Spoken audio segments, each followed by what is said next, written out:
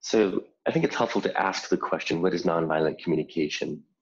And nonviolent communication is something that's really an integration of several different ideas and concepts by Marshall Rosenberg, PhD.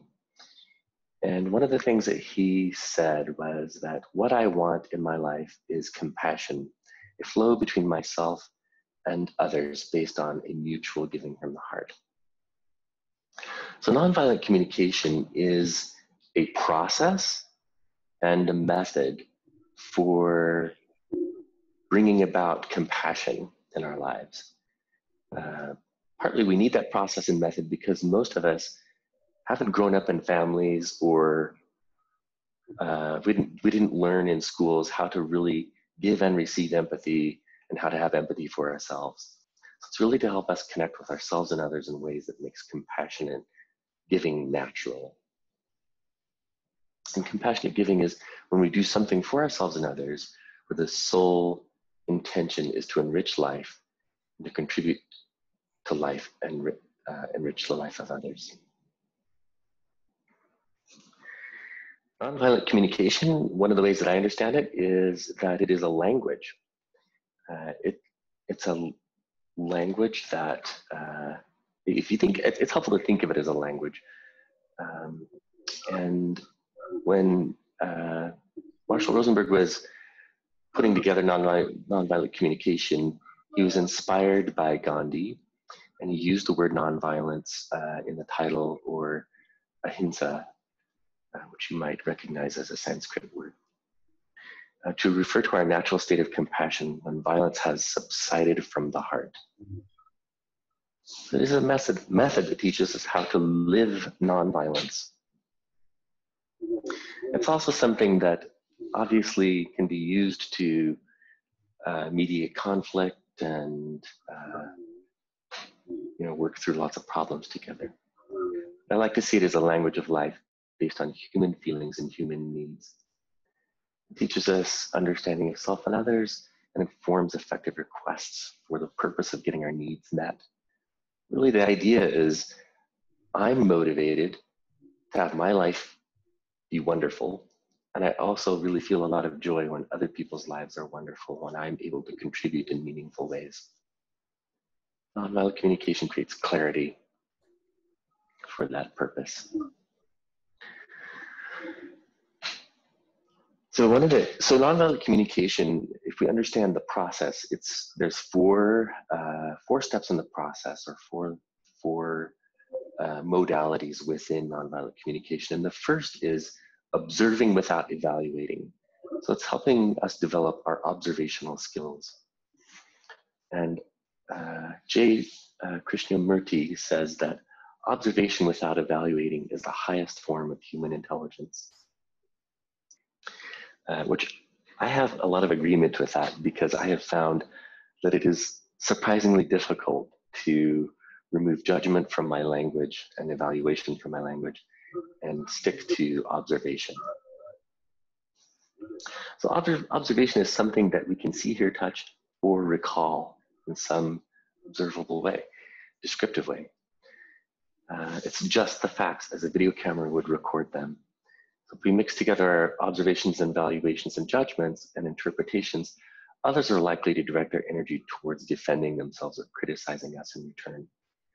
And that obviously doesn't help much with creating connection.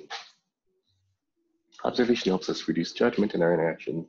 Judgment leads to defensiveness and unnecessary guilt and shame that blocks connection. In fact, one of the things you can kind of do as a little bit of a test for whether observation is happening or not, whether it's evaluation, is, am I feeling guilt and shame? Is that happening in me? Is guilt and shame happening in me? And if it is happening, then it's very likely that I am engaging in judgment and evaluation of myself, or someone else is sending me some judgment and evaluation. So here's some examples of observation, and it's helpful to contrast them. In these columns, you have this statement: "You're always late getting home at night when you go out with your irresponsible friends. You don't even care to spend time with me." So notice there's even some blame in that. An observation would be, I notice you arrive after I agreed upon time of 10 o'clock when you go out with your friends. Or, you never do the dishes, or you never wash the dishes. Don't you care about us? You're making my blood pressure go through the roof. An observation would be, I'm seeing their dishes in the sink. I remember we agreed you would wash the dishes or do the dishes. Another non-evaluation statement is, you are an embarrassment to the family. An observation would be, I think that when you engage in this behavior, it might affect how people see us. So notice the intentionality, the awareness in saying, I think. So you're taking ownership for it, I think, or I see that. So that's the next step in the process, is awareness of feelings, identifying feelings. So feelings are words used to represent our inner experience rather than our interpretations of other people's actions. It requires 3 skills. One is feeling, and to me, feeling is noticing the inner experience of emotion. I notice my heart is racing. Yeah, that's noticing my inner experience of emotion and identifying it. So it's finding the words for that inner sensation. It might say, this means I'm scared. So my heart is racing, I feel scared. And so expressing it would be saying it out loud, or saying it to myself in an inner conversation that says, I'm noticing something in me, feeling scared. Feelings let us know if our needs are being met or unmet. So feelings are really the conduit to our needs, the direct link. Most of the time we don't understand feelings this way. And I've personally found this very freeing and enlightening, and reduces confusion in my life. So a lot of times before, I had all these kind of confusing feelings swirling around. But when I started to ask myself, I'm feeling this, what is it telling me about what I'm needing? So I like to understand feelings as information or data that can be used to help me begin to understand self and other. So for me, I like to say it is, part of me is feeling angry because I'm afraid that I'm not getting the respect I want. And so I actually say things like that to people I know. Part of me is feeling angry. Or I might ask someone else, are you feeling afraid because you need to be seen for who you are? So notice that focus on feeling. Are you feeling afraid? Followed with the word because. Or are you feeling sad and alone because you're wanting more connection and care? Feelings, it's helpful to, again, contrast things. Feelings are not. So here's some non-feeling statements. I feel abandoned by you. I've heard this many times from people in my life. Probably have even said it myself. A more accurate and helpful statement is, I feel sad and empty because I'm longing for connection. Or, I feel you never get me. Or, I feel you don't understand me. Contrasting statement would be, I feel angry because I'm wanting understanding and acceptance. I feel like I'm a loser when you tell me I should have gotten 100% rather than the 95% on the test. Contrasting statement would be, I feel sad and scared because I need to be seen for my effort. I feel you never care about how other people judge our family. Notice a little bit of guilt injection there too. I feel worried because I want respect and integrity. So that's taking some ownership for one's feelings and needs. So the next step in the process is needs. And needs, to me, needs is really the core of the whole thing. Because needs is the energy in us seeking expression. If we're able to start to gain awareness of our needs and trust that our needs are important and that they matter. I find that many people have been trained and taught to disregard their needs in terms of gender, sometimes even. I've noticed sometimes that women have been taught, people who identify as women, have been taught that to put other people's needs before theirs, and that their individual needs don't matter so much. Sometimes this is intensified in other cultures. And then sometimes people who are men or identify as men are sort of taught that to disregard their needs and feelings. I don't have feelings and needs because I'm tough or stoic or a non-feeling individual in some way, which I think is tragically sad and likely to lead to lots of depression. So if we understand what needs really are, needs are not some selfish thing of, sometimes we're told that when we have needs, we're being selfish. Or if we say, I really need that fancy car, to clarify that that's probably not actually a need. So needs are about our motivations, motivates behavior.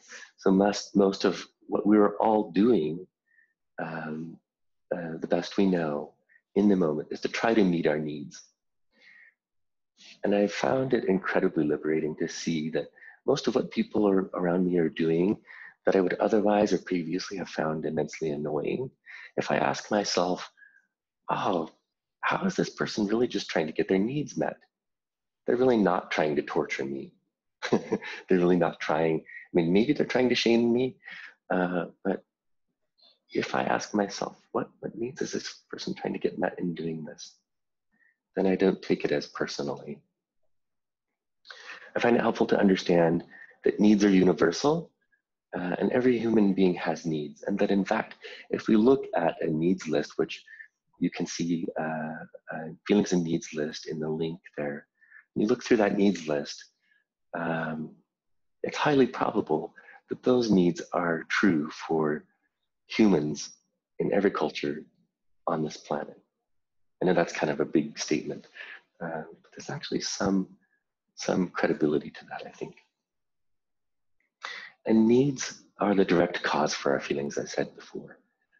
I find it just incredibly helpful to just understand that connection. Feelings are about needs, and needs stimulate our feelings.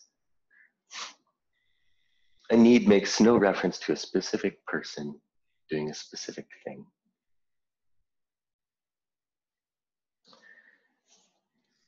Okay, so options for expressing needs. It's incredibly helpful to just start it off with saying, I'm needing, I'm wanting, or because I value, or because it's important to me. Options for listening to needs. Are you needing? Are you wanting? If you experiment with this a little bit, you'll see kind of the sort of the transformative power of this when you just ask that of someone. When someone's really upset and they're really angry, like, wow, are you just really wanting respect right now? Sometimes I do that, I actually, interestingly enough, have kids, and they'll get all agitated and their volume goes up, and I'll notice lots of energy going on, and I'm just saying, wow, right now, are you just really wanting to be heard? Sometimes I just jump straight to the need. So part of the reason we want to get lots of clarity about our feelings and needs is that our feelings and needs are met through requests. So I have full responsibility for my needs, and I also have full responsibility for finding ways to get my needs met. One of the most effective ways to get my needs met is through making clear requests. And the purpose of that is to contribute to having a more wonderful life, a life of more connection, a life of more meaning, and primarily it's about connection with self and other. So requests are present moment. They happen in the right now, or at least the request happens. So the follow-through request can be something that happens in the future, but it's made in the present moment, ideally. Requests are concrete and specific rather than vague and general. Requests are also positive action language rather than negative. So it would not be a request if I tell my son, would you please stop whining? Right? Someone might think that's a request, but that's not actually a request. It's not an effective request. Because if I say, would you please stop whining? Next thing you know, he's going to start tapping his foot really loudly, right? Or something like that, that also is an attempt to get my attention. And I'd say, please stop tapping your foot loudly. The next thing you know, he's going to be doing something else that might be trying to get my attention. Needs are also something doable rather than abstract or asking for an attitude or an intention. And requests also include willingness.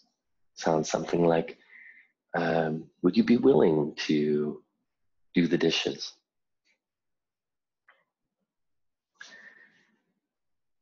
A little bit more about requests. When making a request, let the listener know what need of yours will be met if they agree. That's helpful for the person to have understanding about why you're asking. We don't always have to do it that way. Sometimes I just jump straight to the request. If I have some awareness that me and the other person actually have some connection established. Requests arise out of the energy of the need. Nature will inspire us to take action to meet our needs once we're connected with the energy of the need. Requests may sound like demands when they're unaccompanied with the speaker's feelings and needs. So that's part of the reason it's helpful to put it in context, especially if we're interacting with someone who has their own expertise in hearing demands in just about everything we say. So that's a habit that's easy to have. So here's a little bit in terms of requests versus demands. When the other person hears a demand from us, they see two options, either to submit or rebel.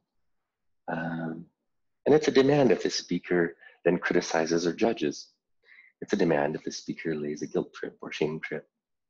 And it's a request if the speaker shows empathy toward the other person's needs. So here's some request examples that also includes feelings and needs. I feel sad and upset when I've been wanting some understanding. Would you be willing to sit with me at 7 p.m. to focus on hearing the painful things those people said to me about how I look? And I want to acknowledge this sounds a little bit different than how we normally talk. And part of the reason for saying it this way initially is to get in good practice for being clear about our intentions and clear about our requests. Once we have lots of practice with it, it can come out a little bit more naturally. Here's another example that includes observation. I saw the front door was not locked this morning. I feel my heart beating fast, which tells me that I'm scared because I'm needing some safety and security. Would you be willing to lock the door at night after you come home? How do you feel hearing this request from me? So notice there's that check-in about how they're hearing it, because I want to find out, does this person hear it as a demand? Are they making some attribution about some implicit blame? And I want to clear that up because I don't want implicit blame to happen. So the purpose of requests again, connecting with the objective of NVC, or nonviolent communication, is to establish a relationship based on honesty and empathy. When others trust, our primary commitment is to the quality of the relationship, and that we express this process to fulfill everyone's needs. Then we can trust that our requests are trust requests and not camouflage demands. So that concludes the overview, the introduction to nonviolent communication.